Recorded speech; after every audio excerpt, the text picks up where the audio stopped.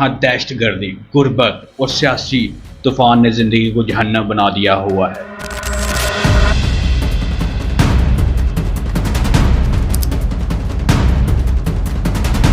کیا ابراہیم تروڑے ایک عوامی نجات دہندہ ہے یا ایک اور فوجی حکمران جسے اقتدار کا نشہ ہے؟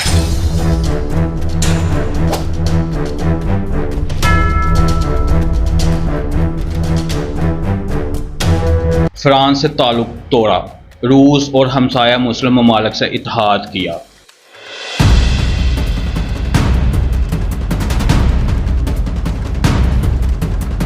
السلام علیکم دوستوں، میک کلب پر آپ کا ویلکم ہے۔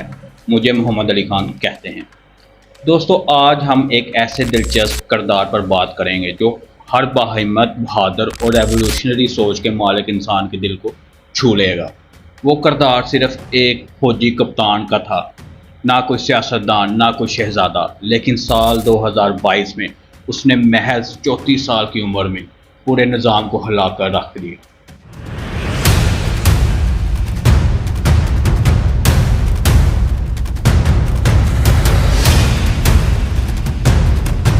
یہ کہانی ہے نوجوان رہنما ابراہیم تروڑے کی۔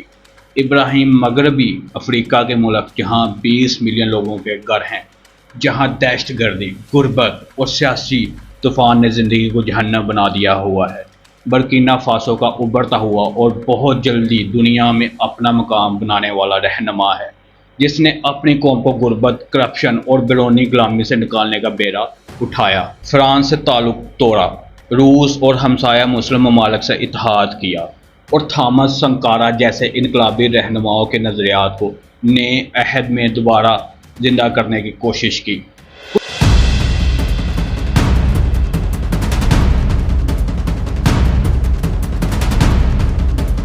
کچھ لوگ اسے افریقہ کا چے گوارا کہتے ہیں تو کچھ اسے مسلمانوں کا نیا ابھرتا ہوا لیڈر سمجھتے ہیں، لیکن اصل سوال یہ ہے، کیا ابراہیم تروڑے ایک عوامی نجات دہندہ ہے یا ایک اور فوجی حکمران جسے اقتدار کا نشہ ہے؟ کیا وہ واقعی مغربی تسلط کے خلاف جدوجہد کر رہا ہے یا صرف پرانی آمریت کو نئے چہرے کے ساتھ واپس لا رہا ہے؟ چلیے آج کی ویڈیو میں یہ جانتے ہیں کہ اس نوجوان لیڈر کا انقلاب کتنا سچا اور کتنا پائیدار ہے۔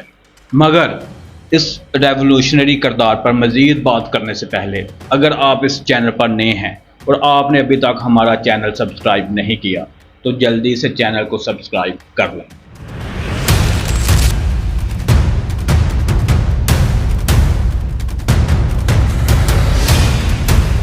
ہے ایک عام سے لڑکے کی جو 14 مارچ 1988 میں برکینا فاسو کے صوبے موہن کے ایک چھوٹے سے گاؤں کیرا میں پیدا ہوا۔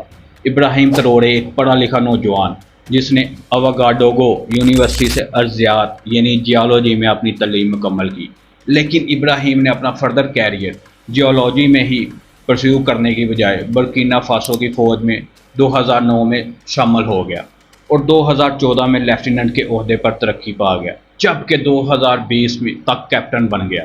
اس نے ساحل کے جنگلوں اور صحراؤں میں جہادیوں سے لڑائی لڑی جہاں موت ہر پل قریب تھی، لیکن 2022 میں جب برکینا فاسو میں خون اور افراتفری میں ڈوب رہا تھا، تروڑے نے ہمت کی۔ پہلے جنوری میں اس نے صدر روچ کا بوڑے کو ہٹانے والی بغاوت کی حمایت کی۔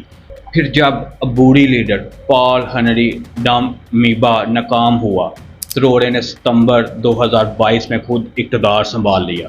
صرف 34 سال کی عمر میں وہ دنیا کے سب سے کم عمر لیڈروں میں سے ایک بن گیا۔ لیکن کیوں؟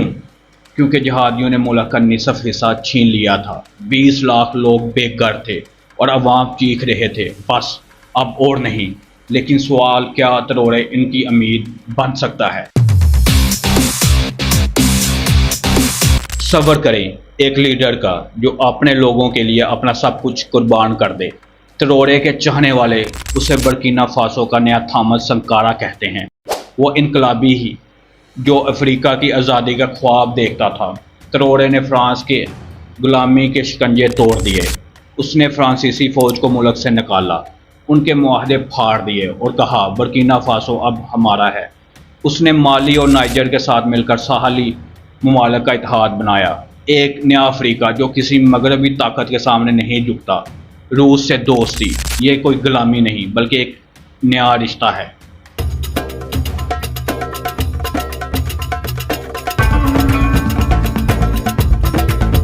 جو اسے بندوق اور مدد دیتا ہے بغیر شرائط کے۔ ملک کے اندر تراورے نے اپنی تنخواہ کاٹی، وزراء کو عیاشی سے روکا اور انڈسٹریز لگائیں تاکہ ملک خود اپنے پاؤں پر کھڑا ہو۔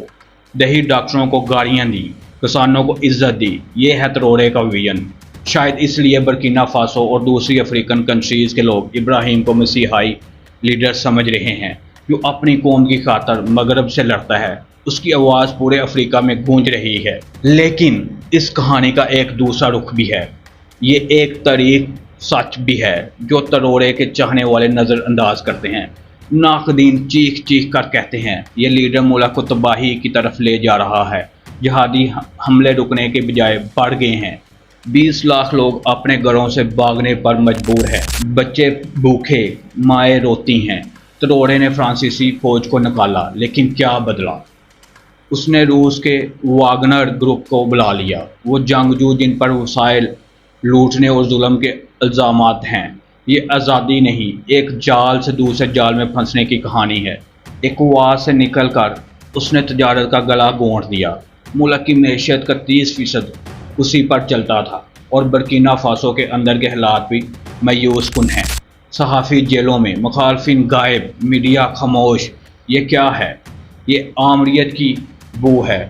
تو کیا ایک لیڈر جو بندوق کے زور پر اقتدار پکڑے اور اپنی ہی قوم کی آواز دبائے وہ ہیرو ہو سکتا ہے، یا یہ بس افراتفری کا نیا طوفان ہے؟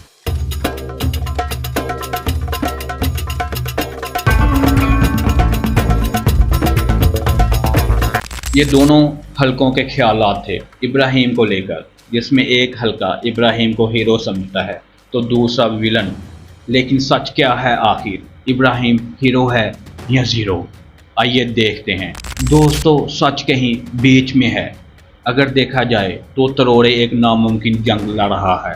ایک غریب ملک جہاں جہادی ہر طرف اور پیسہ بس خواب۔ اس کا مغرب مخالف جوش اور مقامی ترقی کا عزم۔ سیمنٹ فیکٹری، کسانوں کے لیے پروگرام، عوام کے دل جیتنا۔ پرانی گاڑی چلانے والا یہ لیڈر جو عیاشی سے دور رہتا ہے پچھلے لیڈروں سے مختلف ہے، لیکن اس کے طریقے خطرناک ہیں۔ صحافیوں کو جیل، مخالفین پر پابندی۔ یہ جمہوریت نہیں، آمریت کا سایہ ہے۔ ایکواس سے نکلنا معیشت کے لیے زہر ہے، اور روس پر انحصار ایک جوا۔ کیا تراورے اپنی مقبولیت کو صحیح راہ پر لے جا سکتا ہے؟ اسے چاہیے کہ فوج کو مضبوط کرے، ایکواس سے دوبارہ بات چیت کرے اور اپنے لوگوں سے مکالمہ کرے، ورنہ اس کا خواب حقیقت کے بوجھ تلے دب جائے گا۔ کیا ابراہیم یہ توازن پا سکتا ہے؟ ابراہیم تراورے کا برکینا فاسو ایک چوراہے پر کھڑا ہے، ایک جوان لیڈر جو آزادی اور عزت کا خواب دیکھتا ہے، جو اپنی قوم کے لیے لڑتا ہے، لیکن اس کے سخت فیصلے اور غیر یقینی رشتے اسے خطرے میں ڈالتے ہیں۔ جب جہادی آگے بڑھ رہے ہیں اور لاکھوں بے گھر ہیں، سوال یہ ہے کیا تراورے اپنی قوم کو روشنی دکھائے گا یا اس کا انقلاب اسی اندھیرے میں گم ہو جائے گا؟ آپ کیا سوچتے ہیں اس بارے میں؟ ہمیں کمنٹ باکس میں ضرور بتائیے۔ مجھے دیجیے اجازت۔ خدا حافظ۔